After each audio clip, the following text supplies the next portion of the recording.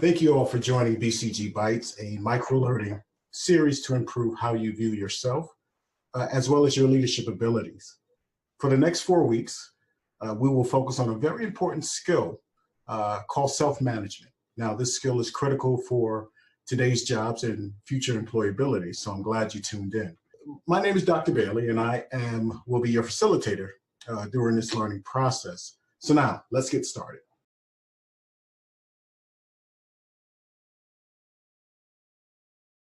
So it's interesting, of the 20% of the people that actually stated they set goals, roughly 70% fail to actually achieve those goals.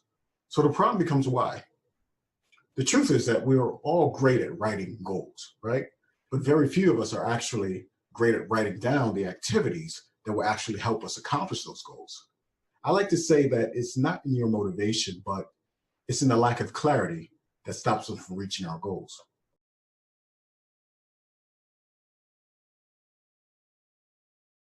So what is self-management and why are we here, right? And why should you care?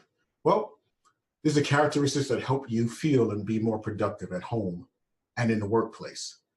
But in order to effectively achieve your overall career objectives or the objectives within a given task, you must use clearly defined methods or systems, right, to carry out those activities.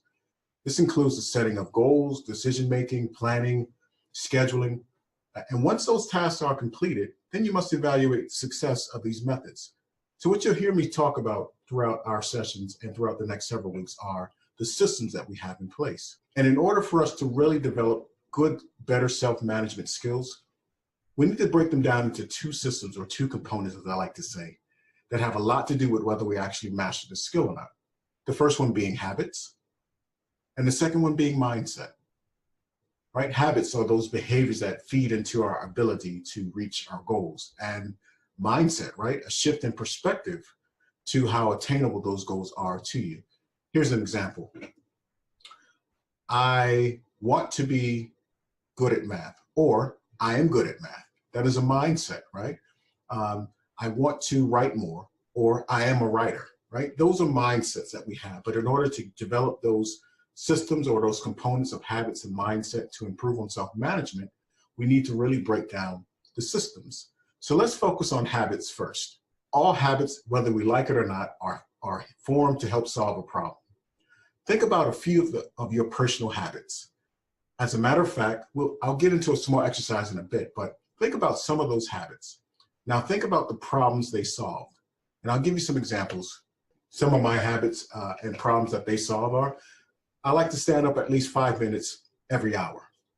Why? Well, it helps. I found out that it helps reduces my mental fatigue and keeps my knee from getting sore. So even if I'm on a call or on a conference call or conducting a meeting, you'll see me stand up at least every 5 minutes for an hour. I like to drink 25 ounces of cold water first thing in the morning. The problem it solves, well, it reduces my headaches and wakes my brain up. I'm an early riser, so I like to be alert early. I go to the local library when I need to study important material. Why? Because it helps solve a problem of me getting in the right frame of mind. A change of scenery sometimes can often unleash creativity. And so moving out of my office and into a library can help me unleash that creativity so I can focus better. Those things that I just described is what I call making our habits obvious or becoming very aware of them.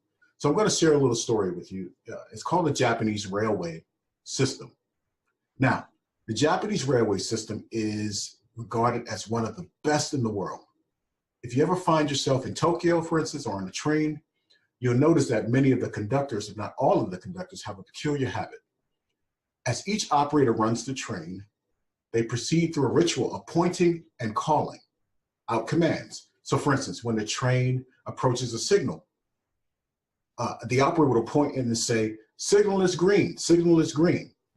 As the train pulls into and out of a station, the operator will point up the speedometer and call out the exact speed, right? When it's time to leave, the operator will point at the timetable and state the time.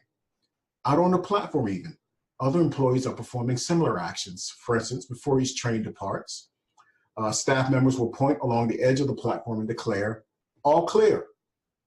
Every detail is identified, pointed at, and named about. This process is known as pointing and calling. and it's a safety system designed to reduce mistakes. As a matter of fact, errors have been reduced by up to 85% and cuts accidents by 30%. So why am I sharing this with you? Just like habits, pointing and calling is so effective because it raises the level of awareness from a non-conscious habit to a more conscious level. So in other words, it makes our habits obvious and naked to the eye. So the question becomes, how aware are you of your habits?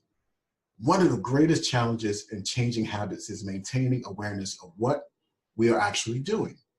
This explains why the consequences of bad habits, right, can sneak up on us. So what we're doing is I'm trying to get us comfortable with this idea of identifying our habits and making them obvious. Once again, the system that is a part of the component of self-management. So we're going to do this exercise called the habits scorecard.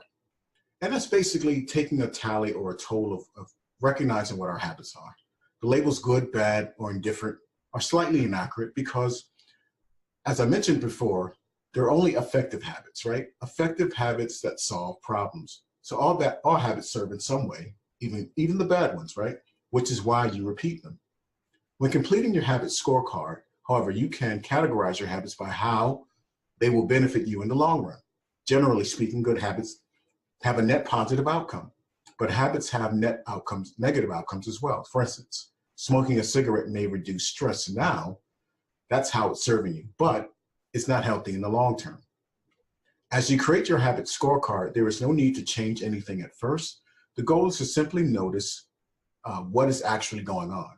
Observe your thoughts and actions without judgment or internal criticism. Don't blame yourself for your failure, your faults, or don't praise yourself for your success. Just simply fill out your scorecard. But as you're completing your habit scorecard, take two things in mind. Does this behavior help me become the type of person I wish to be? Does this habit cast a vote for or against my desired identity?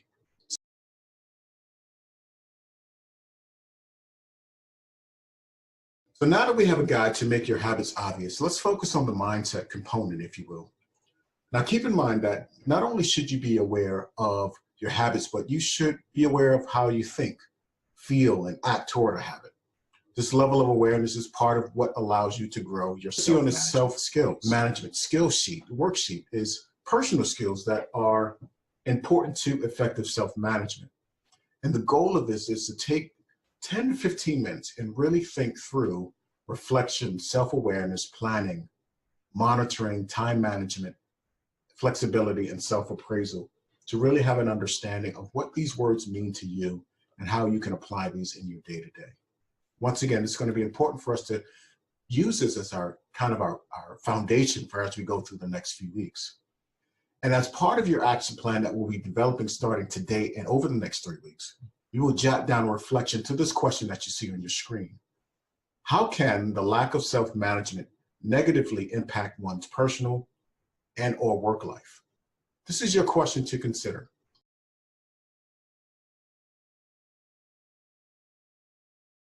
Next week, we'll focus more on the skills within the self-management worksheet and how focusing on those skills can help make your habits more attractive.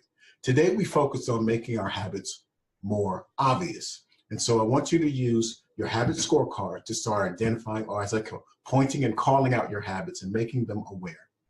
And then complete your self-management worksheet that you have as well to help you start reflecting on those 7 key principles that make up self-management. Make your habits obvious. Talk to people that are close to you, your family, your friends. Maybe there are habits that you have that you don't realize you have, but others close to you know that you do. And then lastly, get prepared for part 2.